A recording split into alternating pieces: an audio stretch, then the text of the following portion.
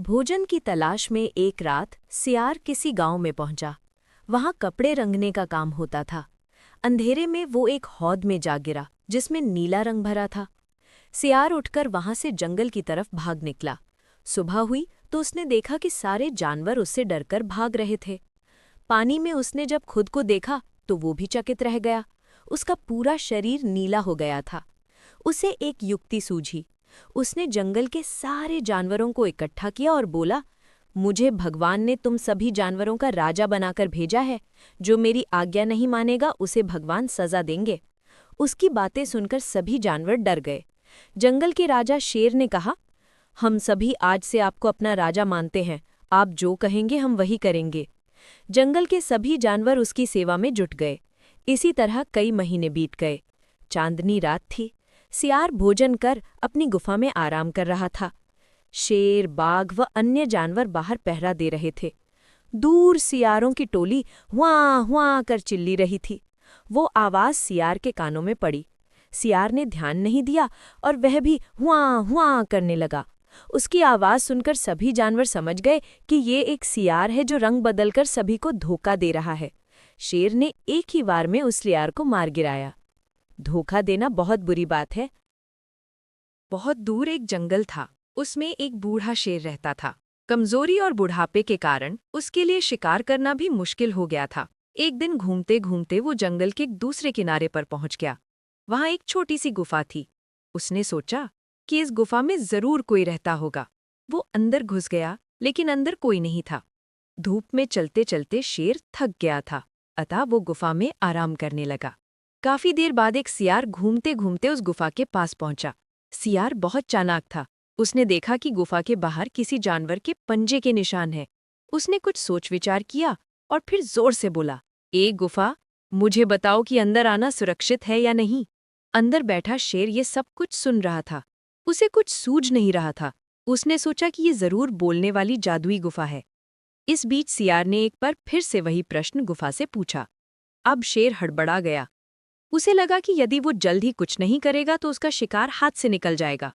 उसने भी चाल चली और ऊंची आवाज में कहा, अंदर आ जाओ, तुम सुरक्षित हो। गुफा से आवाज आते ही सियार समझ गया कि अंदर कोई खतरनाक जानवर उसकी प्रतीक्षा कर रहा है, अतः वो फौरन ही वहां से भाग खड़ा हुआ।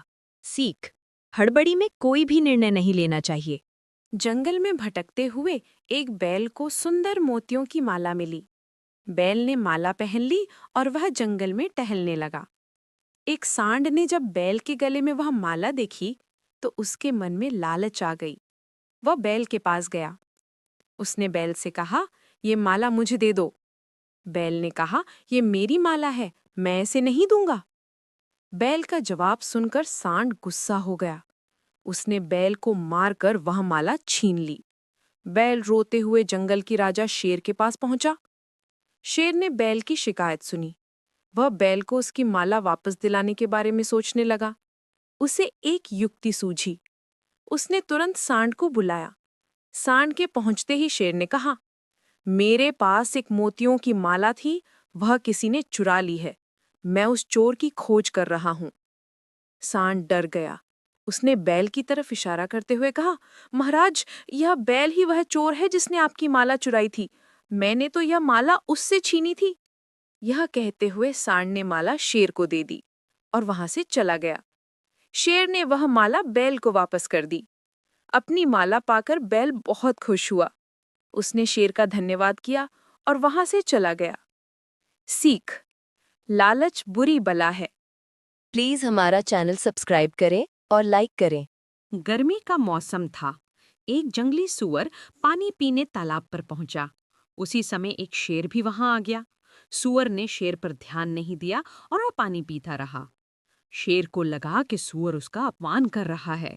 उसने सूअर से कहा, मेरे आने बाद भी तुमने पानी पीना बंद नहीं किया। तुमने मेरा अपमान किया है। सूअर को भी अपनी शक्ति पर बहुत घमंड था। उसने जवाब दिया, मैं तुम्हें अपना राजा नहीं मानता, इसलिए तुम मुझे पानी पीने से नहीं रोक सकते हो। सूअर की कड़वी बातें सुनकर शेर का गुस्सा बढ़ गया। वो सूअर पर झपट पड़ा। सूअर भी तैयार था। दोनों में लड़ाई शुरू हो गई। कुछ गिद्ध आराम से उनकी लड़ाई देख रहे थे। उनमें से एक गिद्ध ने कहा, भाई, इस लड़ाई में जीत चाहे जिसकी हो, लेकिन भोजन तो हम सभी को मिलेगा। लड़ाई बहुत देर तक चली। उसी बीच शेर ने पेड़ पर बैठे गिद्धों को देखा। उसे समझने में देर नहीं लगी कि वे लड़ाई के परिणाम का इंतजार कर रहे थे। शेर ने लड़ना बंद कर दिया। उसने सुअर से कहा, हम दोनों की लड़ाई में लाभ इनका ही होगा। ये गिद्ध हम दोनों में से किसी एक की मौत का इंतजार कर रहे हैं, अतः हमें लड़ना बंद कर देना चाहिए। सुअर को भी शेर की बात सही लगी। दोनों ने लड़ाई बंद कर दोस्ती कर ली। उधर गिद्धों ने जब ये देखा तो निराश होकर वहां से चले गए। सीख: लड़ाई करने से केवल हानि होती है। आपसी लड़ाई का लाभ दूसरे उठाते हैं। खेत में चुन्नू चूहा मजे से अनाज खा रहा था। उसने एक चूहे को अपनी ओर आते देखा। पास आने पर चुन्नू ने उससे पूछा, भाई तुम कौन हो और कहाँ से आ रहे हो? चूहे ने कहा, मेरा नाम मुन्नू है, मैं शहर से यहाँ घूमने आया हूँ। चुन्नू ने कहा, तुम जब तक चाहो यहाँ रह सकते हो।